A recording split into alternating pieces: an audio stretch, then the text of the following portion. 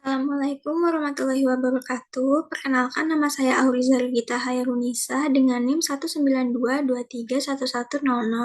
Saya akan mempresentasikan tentang review artikel validitas dan reliabilitas Food Frequency Questionnaire atau FFQ dan Semi Quantitative Food Frequency Questionnaire atau FFQ.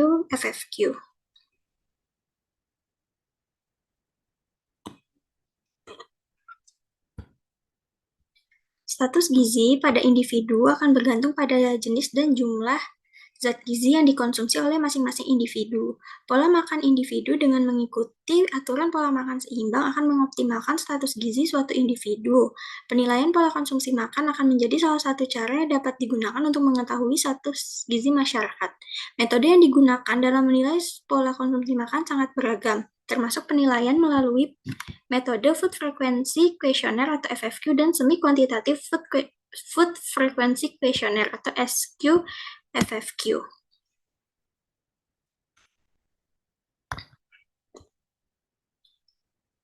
Selanjutnya ada validitas dan reliabilitas Food Frequency Questionnaire atau FFQ.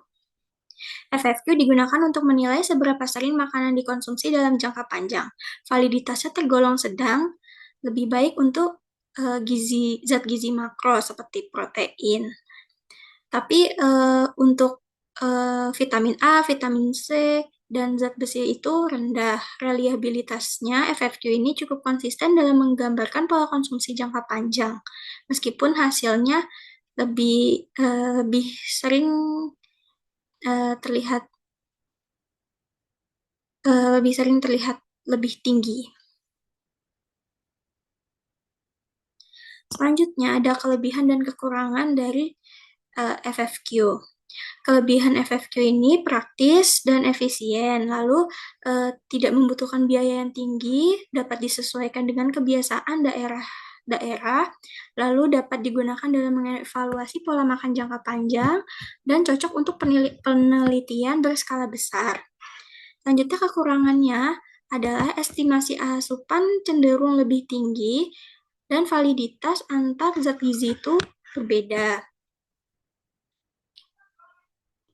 Selanjutnya ada validitas dan reliabilitas SQ-FFQ. SQ-FFQ merupakan kuesioner dengan versi yang lebih detail dibandingkan FFQ karena selain menilai frekuensi, juga menilai ukuran atau porsi dari makanan. Validitasnya itu cukup baik, lebih baik dibanding FFQ dan memiliki korelasi yang signifikan.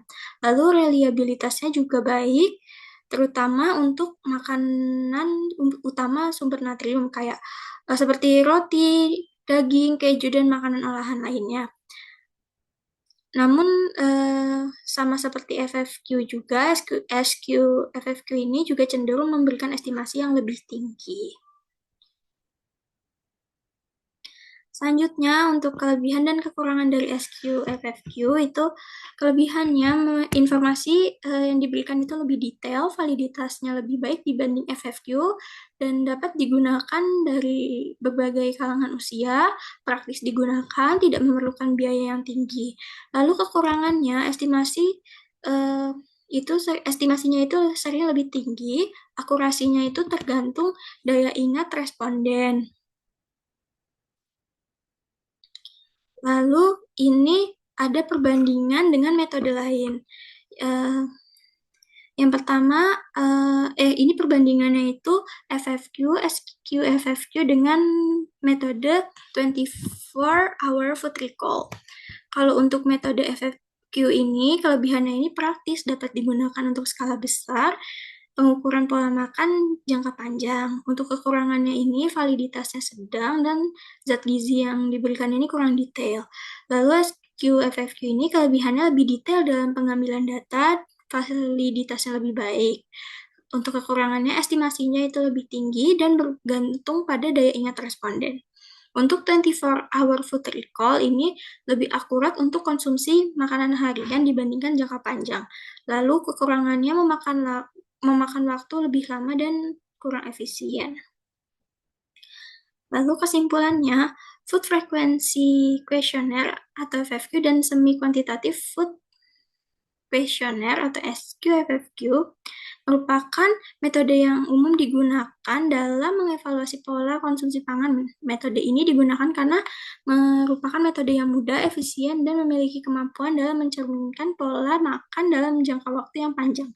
Berdasarkan penelitian jurnal, FFQ memiliki tingkat validitas dan reliabilitas sedang, namun dapat digunakan dengan baik dalam mengevaluasi pola makan pada populasi. SQFFQ memiliki tingkat validitas dan reliabilitas yang lebih tinggi, terutama pada penilaian zat gizi tertentu seperti natrium.